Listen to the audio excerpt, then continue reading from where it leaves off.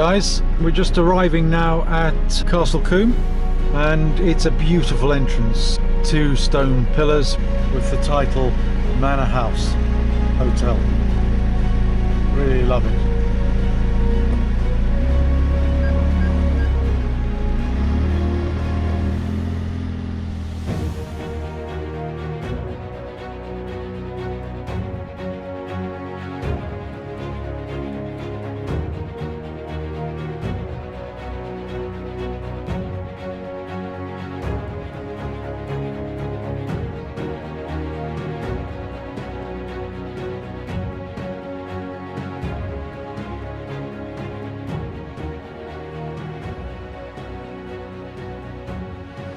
Hey guys, Ian at SS8000 Cars, and welcome to the McLaren 540C. And based upon the 570S, as I've already covered, this one is in, I think it's palladium grey, not absolutely sure, but it's got the tan swathers stroke tan interior, which I think is really lovely, and we'll have a look at that in a second. Now, broadly, it's the same as the 570S. It's actually got 30 horsepower less than the 570S, but I think in day-to-day driving you'd be hard-pressed to actually notice that. Same sweeping lines. You can possibly see, for those of you very familiar with the McLaren range, that on the 540 they've raised the front spoiler. The splitter and the spoilers are higher off the ground than they actually are in the 570S. Now, the benefit for that is, of course, on the 570S you have to continually raise the lifter to actually get it over the ramps and the bumps and all the kind of stuff that you meet in everyday driving that normally cars go over without a problem, but in McLarens they don't. You know, we've got a 675 LT. You can't go over anything without raising the lifter, and the lifter takes up to 30 seconds to raise. So sometimes you're blocking the whole queue of traffic behind you because you didn't realize there was a speed hump in front of you until you got there, and of course you have to wait until the car lifts. In this, I've yet to go over or come across a speed hump or any other such thing that needed the car to be raised. So although this one does actually have a lifter, in everyday driving you're not constantly worrying about the fact that the car may or may well catch the top of a speed hump. It's the same configuration as the 570S, so basically we have the boot effectively in the front, under the front bonnet, so there's quite a bit of space, and we'll show you that. And then of course, as with all McLarens, we have the mid-engine, the rear mid-engine, which is a 3.8 twin turbo V8, and it's mounted quite well in front of the rear wheels for balance. And guys, this car is balanced. In fact, having driven very recently a 570 GT, which admittedly has a slightly softer suspension than the 570S, I would say this is a better all-rounder even than that. And that is the car that has a glass hatch at the back, which is in theory being built as McLaren's practical car. This is the car really that you can use every day. Now, I was out at 6 o'clock this morning, it was -4, and the car actually handled the drive really easily, and that's not with you having to tiptoe around the place. The softer suspension setting means it is really easy to drive in difficult conditions.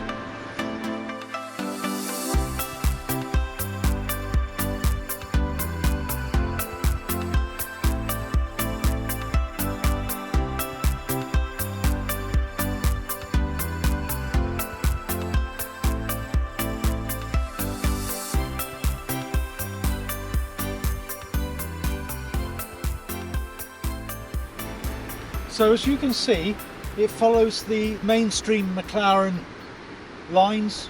We have dihedral doors, they open upwards and outwards, which I think lends a supercar feeling to the car, no question at all.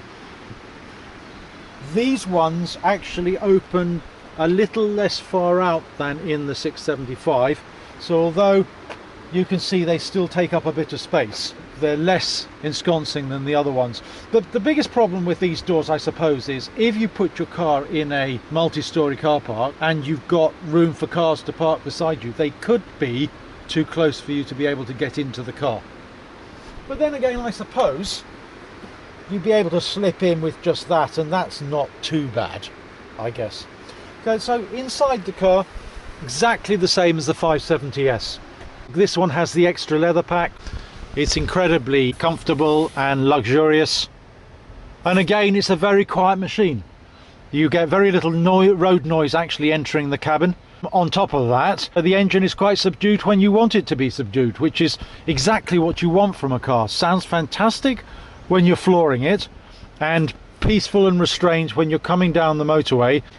Then it has the leather lining on the roof as well. It's a really luxurious feel to it. The seats are very comfortable. Personally, for everyday use, they're more comfortable than the buckets. Not in terms of once you're in them, but just getting in and out. And then quite clearly you can see here, unlike the 650S, where the carbon monocell stays at this level, making it slightly more complicated to get in and out, this is the monocell 2 tub, which comes down at the front, and it makes a significant difference. I reckon it's only 2 or 3 inches, but it does make a significant difference to getting in and out. But there's no question, with a car like this, it's a low slung car, and you know, you sit very low down onto the road effectively, and as a consequence of that, you know, there's some lifting to get you out. This has the soft closed doors, which I rather like, so you don't have to thud them in any way.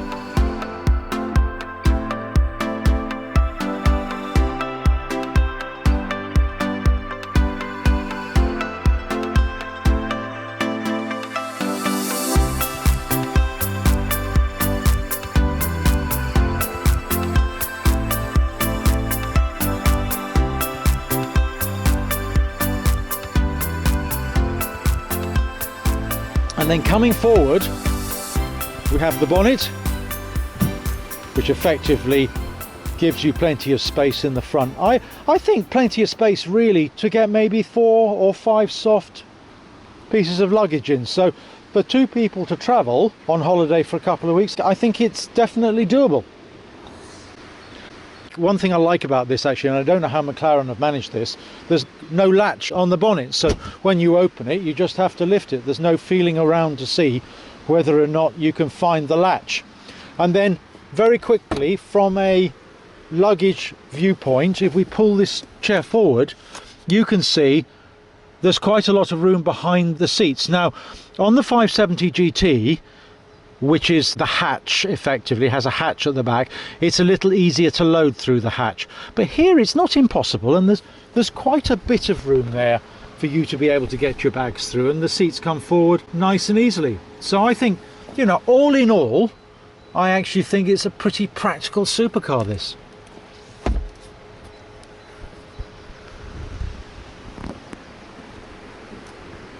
Love it with the doors open. Absolutely tremendous. And it's a beautiful location, this.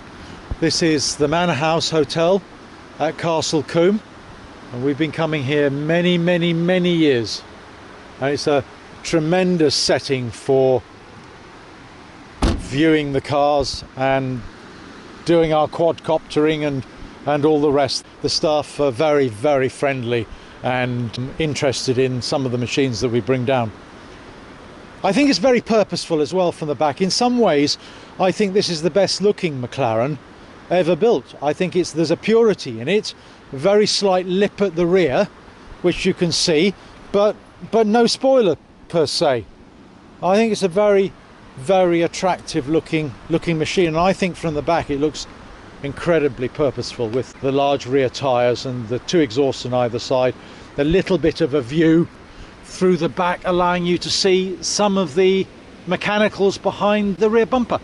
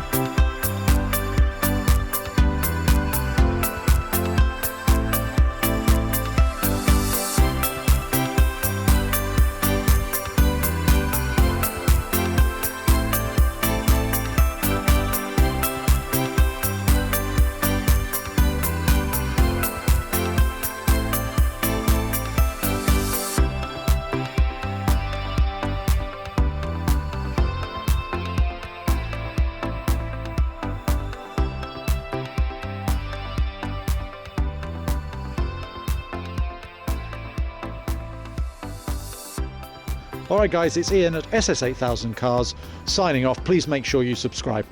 Ciao.